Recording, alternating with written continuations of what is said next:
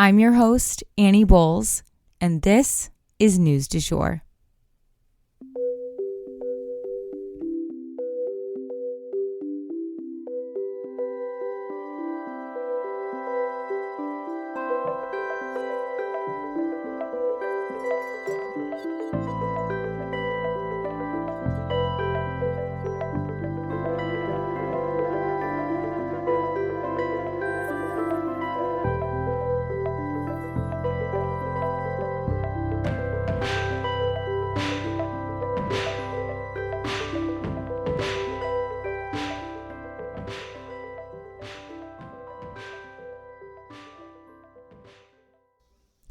Hey you guys, and welcome back to the News du Jour, a calmer space to consume the news.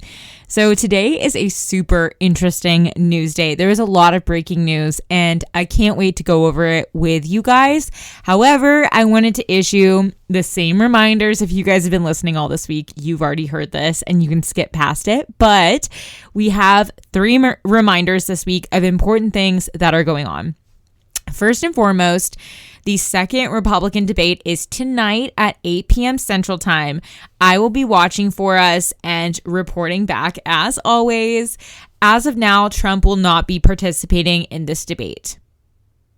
Our second reminder is that the House Oversight Committee will begin its impeachment inquiry into President Biden on Thursday, tomorrow. So we'll definitely keep you guys posted on that, as that is super important as well.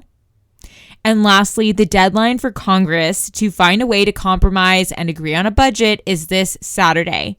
If they don't meet that deadline, the U.S. government will shut down. And we will have more on that later in this episode as a longer story. We're going to talk about all the ins and outs of why this is going on and how it might play out. So stay tuned for that. But before we jump into that, we have to talk about Trump's fraud case.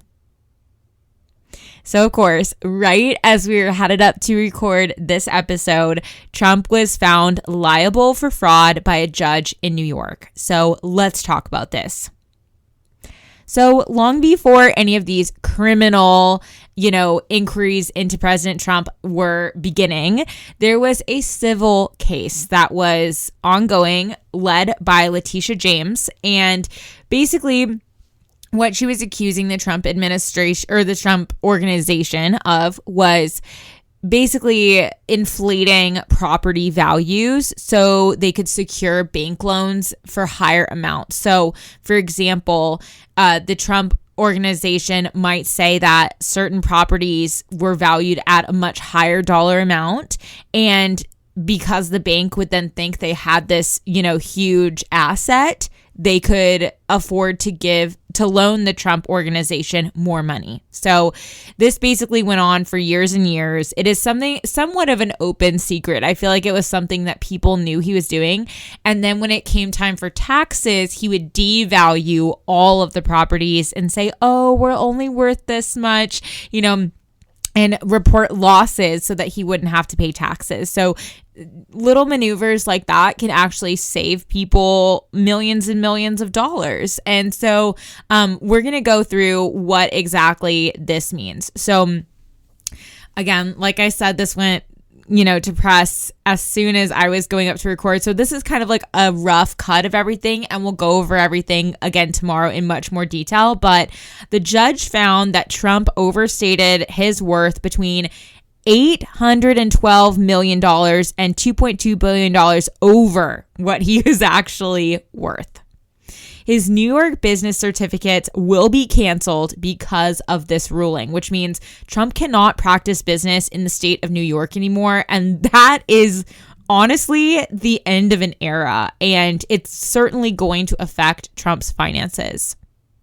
Trump and his team of lawyers plan to appeal, but before that, there will be a trial beginning on October 2nd, so coming right up, where Letitia James will have to prove damages here. But this ruling definitely is going to make that job easier for her. Like I said, this hurts Trump's abilities to make money, And also, a lot of his assets are tied up in this company. So I'm assuming he will have to liquidate those. I'm not totally sure there, but that's something that we'll definitely dive into more in detail tomorrow. Like, what are the financial ramifications here for the Trump family? Trump's sons, Trump Jr. and Eric Trump, were both also found to be working in conjunction with this scheme. The judge pointed out one specific instance where Trump put on financial documents that his penthouse was 3 times the square footage that it actually was, and this resulted in an overvaluation of $207 million.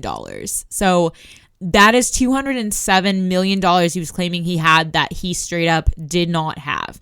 And Trump is someone who works in real estate. He would certainly know how big his own apartment is. Maybe someone might be off by a few feet, but not a multiple of 3. We'll definitely have more details for you guys tomorrow on the implications of all this, so stay tuned, and we'll cover the trial as well.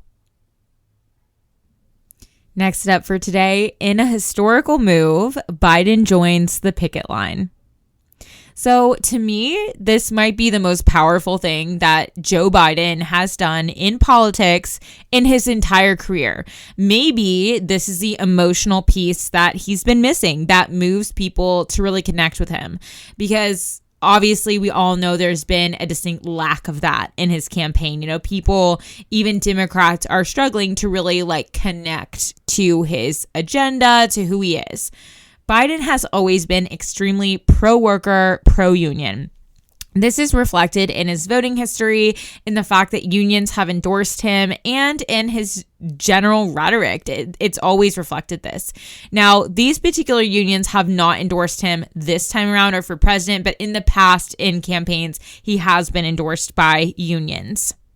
He loves talking about the unions, and I feel like we can all tell that it's very genuine. I mean, he just is really into it. So he's putting his feet where his mouth is, so to speak, and standing by the auto workers in their strike physically. He will be making history as the very first president ever to physically join a picket line alongside average Joes and union leaders.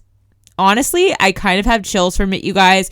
This is the move that kind of says who Biden is as a person. It aligns, and it could be a really powerful image. We'll see what comes out of it. A U.S. president standing with the average American, with blue-collar workers, it really could be powerful. He was invited by Shawn Fain, who is the president of United Automobile Workers, who are obviously leading the strike. The auto workers have not endorsed Biden, like I said, in this presidential race, largely because of his support for electric vehicles. But Biden is actually looking for ways to transition traditional auto workers into helping build electric vehicles. So maybe this work together with Biden could be an opening for him to hear them out and help address some of their concerns going forward with new public policy or shifted rhetoric. But of course, we have to talk about Donald Trump's reaction to this. So Donald Trump will be headed to Michigan himself very soon. They have these back-to-back trips happening, and he is reacting very intensely to this move by Biden. Obviously, Trump is a symbol of big corporations and big money, but he's also somehow always resonated with the working class. So he definitely feels threatened by this move, and he took to Truth Social to write, quote, "Remember, he wants to take your jobs away and give them to China and other foreign countries. I will keep your jobs and I will make you rich," end quote. And of course, this was in his signature all caps. So it'll definitely be interesting to see what, if anything, Trump does while he's in Michigan to fire back. We'll definitely keep you guys posted. Okay, next up. So the time has come, y'all. We have to talk about a government shutdown. So as we talked about, a government shutdown is definitely looming. And I would like you guys to think of this subject as not something that should be feared, but something you should be aware of. If a shutdown happens, again, it would be this Saturday. It will likely affect things like our economy. Stocks may take a little hit from this. But overall, do not let anyone trick you into thinking that this is the end of the world somehow. The government has actually shut down 4 times in the past decade, and you probably felt little to no impact from it. That said, it is definitely not a good look for anyone on Capitol Hill. It looks like they're babies who cannot function, who cannot find ways to work together. And, it shows they're struggling to get along, even in the most basic ways. So, as a reminder, this conflict is really with the far right. Centralized Republicans and Democrats are pretty much in agreement on the budget, but a few characters on the far right have drum up enough support to essentially boycott this budget. So why are they doing this? Well, it all comes down to the fine print. You see, budgets can actually get a little bit partisan in the sense that leaders are choosing where to put our hard-earned money and dollars. And this budget includes things like funding for Ukraine, among other things that the far right are just not interested in funding any longer. And so that is sort of one of the big pieces that this standstill is about. But basically, little pieces like that, like whether we're going to fund Ukraine, are what they are hung up on. And everybody else is kind of in agreement on these subjects.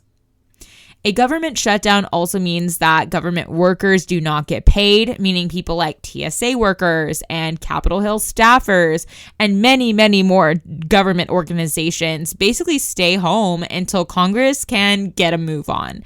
So it's definitely a bad look for everyone, very unprofessional, but especially for the people who are specifically going out of their way to hold things up.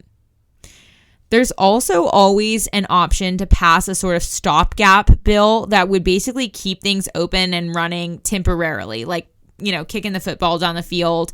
But Matt Gaetz seems to be particularly against such a measure, saying that it would only prolong the inevitable, when really what it does is it gives people time to come to the table and figure things out, which, by the way, they have to do to have a functioning country and economy. So eventually people have to come to the table. And I feel like, that is probably the best move. But again, it's being held up.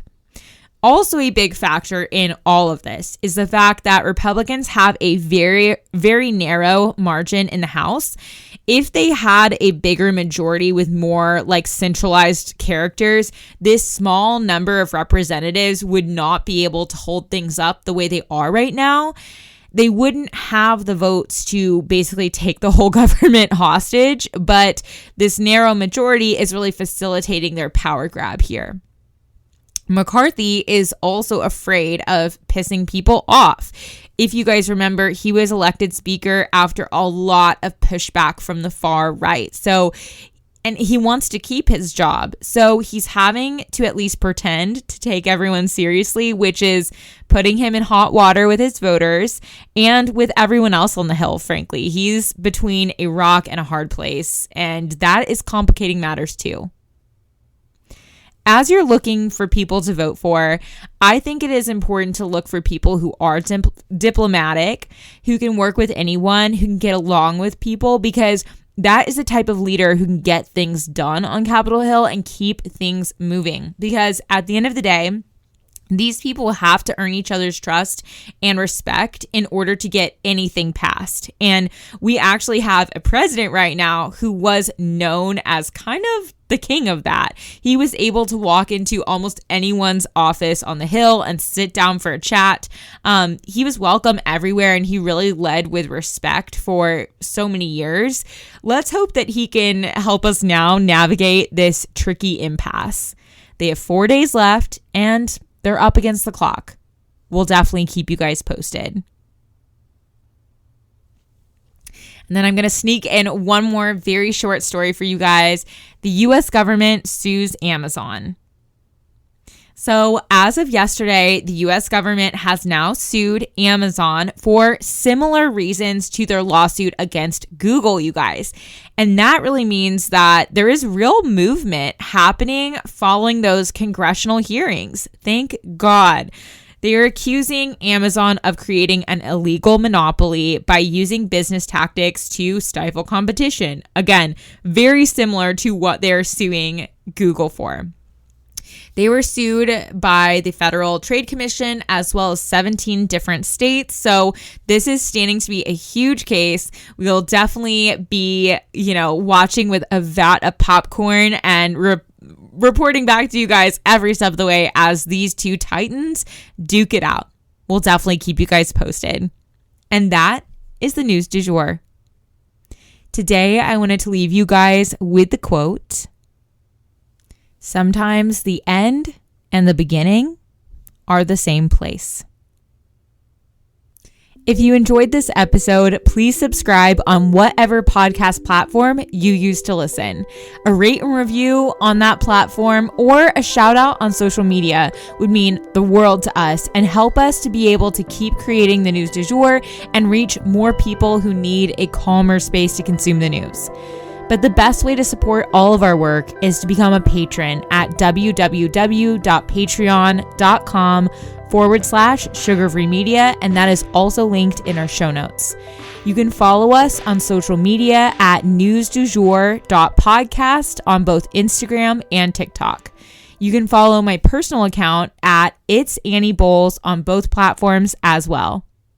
Any little noises you may hear in the background are my rescue pup. He has a little separation anxiety and always records with me. We appreciate you listening and look forward to telling you about the news again next time on News du Jour. Broadcasting from Oklahoma.